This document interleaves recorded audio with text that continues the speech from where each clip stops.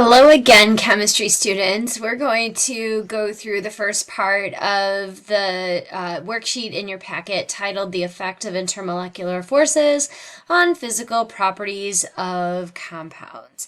And so go ahead and take a moment and read through the top paragraph. Go ahead and put this on pause.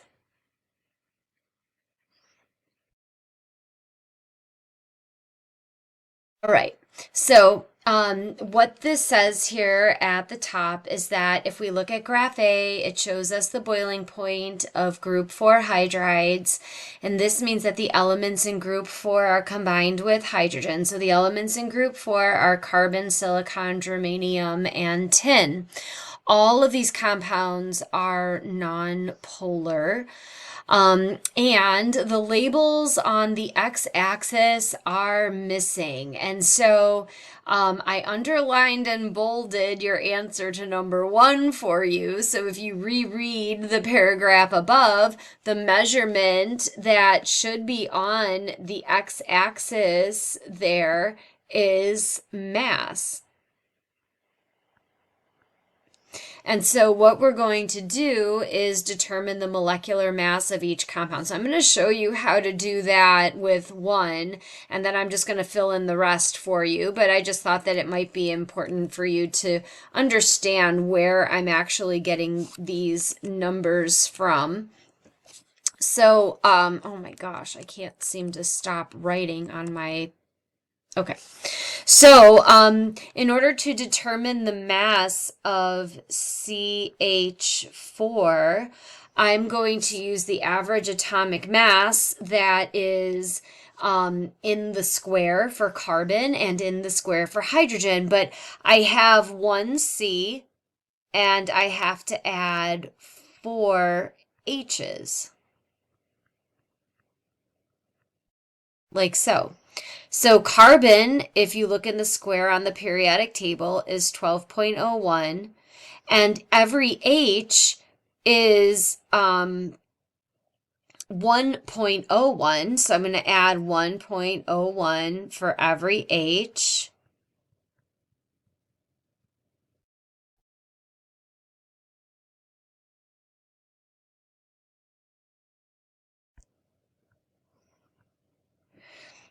And after I add all of that up together, then what I get is 16.05. And so I'm going to just put that here. This is going to be our x-axis.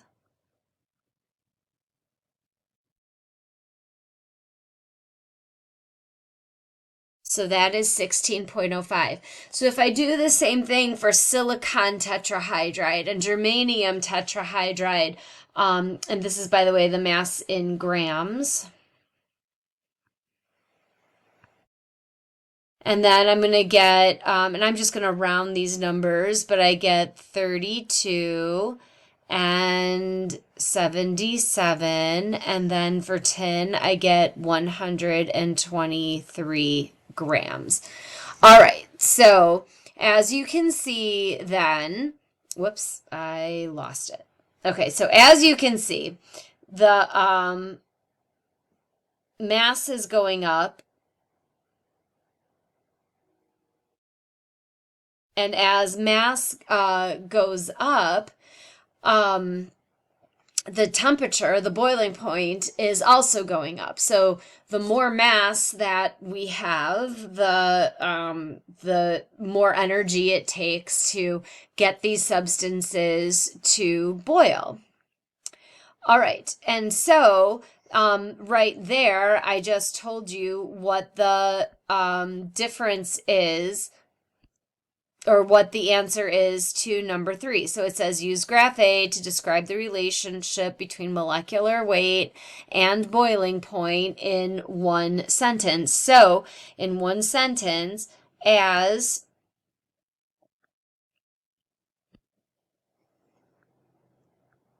the weight increases, the boiling point increases. Okay, so that was your answer for number 3. And I'm sorry that this keeps disappearing, but it's just the way that the program works, and I apologize. But you can always check the key on Canvas. All right, so dispersion forces exist between all molecules, but they are the only attractive force between nonpolar molecules. So if a covalent molecule is a permanent dipole, which means that it's a polar molecule, that means the force of attraction between the molecule and its neighbors will be stronger. So if the attraction between permanent dipoles is stronger, will their melting points or boiling points be higher or lower than nonpolar molecules? Well, if the attraction is stronger, that means it takes more energy to break. And therefore, it would be a higher melting point or boiling point. Okay. So, moving on. Graph B depicts the trend in the boiling points of group 7 hydrides. So now we're combining halogens with hydrogen. And it's also missing labels on the x-axis. And if I were to go through and do all the math, like just like I had, then this would have a mass of about 19. Hydrogen chloride is 36. We have hydrogen bromide is 81, and then we have 128 for hydrogen iodide. Okay, there we go.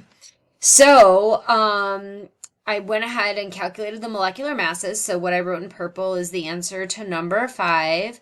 And then it says that molecular weights are also playing a role here. But there's one measurement that doesn't seem to fit. So if we look back at our graph A, you can see that we have like a nice straight line going up. So as our molecular mass goes up, our boiling point goes up. But here we don't have that. We have a little bit of an aberrant measurement here. So our hydrogen fluoride here is the lightest, and yet it has the highest boiling point. And so the one that doesn't fit the pattern here is simply HF.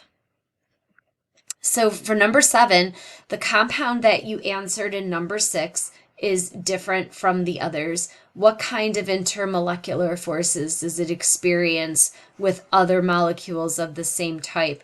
Well, remember that HF is going to, and you can use the tables that you have in your packet. The tables are on page 46 in your packet if you want to use them there. But hydrogen has an electronegativity value of 2.1, and fluorine has an electronegativity value of 4.0. And so if you subtract 4.0 and 2.1, put that in absolute value bars, then you're going to get a difference of 1.9. And a difference of 1.9 means that this bond here is polar covalent. And that if it's the only bond, that means that this is a polar molecule.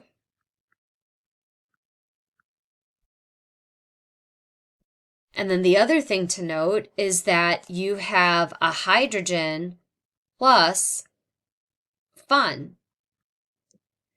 So the different types of IMFs would be dispersion, because they exist between all molecules. You have dipole interaction, because this is a polar molecule, but you also have hydrogen bonding, because you have a hydrogen that is attached to fun. And so, because you have all 3 of these various of these various intermolecular forces, it's going to take a lot of energy to boil pure hydrogen fluoride, and therefore it's got the highest boiling point. If you notice the rest of these, HCl, HBr, HI, they don't have hydrogen bonding. So automatically they're not going to require as much energy to boil as our hydrogen fluoride does. And I just want to make another point before I go on. If we go back and we look at graph A, as the mass goes up, our boiling point goes up. And that's because the more mass that a molecule has, the stronger the dispersion forces are. And so the stronger the dispersion forces, the more energy it takes. And so tin tetrahydride here, this one would have a lot more mass. It requires more, it has more dispersion forces, stronger dispersion forces, and therefore that's why it has the highest boiling point there. Okay. So rank the intermolecular forces from weakest to strongest. Well, this is definitely something you should be able to do, but dispersion forces is the weakest, followed by dipole, followed by hydrogen bonding. Okay.